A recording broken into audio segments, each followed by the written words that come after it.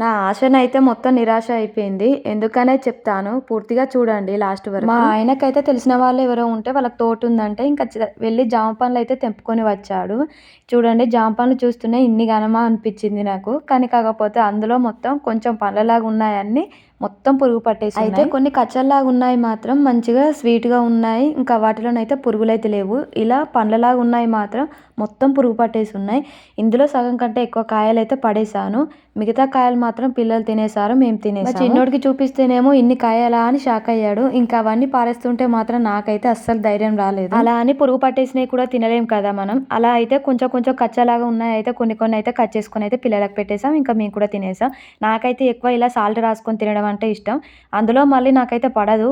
డైరెక్ట్‌గా తినేస్తే. అందుకే సాల్ట్ పెట్టుకొని తినేస్తాను. నేను ఇప్పుడనే కాదు ఎప్పుడైనా అంతే సాల్ట్ ఇంకా కారం కూడా పెట్టుకొని అయితే తినేస్తాను. బావుంటుంది టేస్ట్ కూడా మనం నార్మల్‌గా తినేదానికంటే. మీరు ఎలా తింటారనేది నాకు కామెంట్ చేయడం మాత్రం మర్చిపోకండి. Bye bye. నెక్స్ట్ వీడియోలో కలుద్దాం.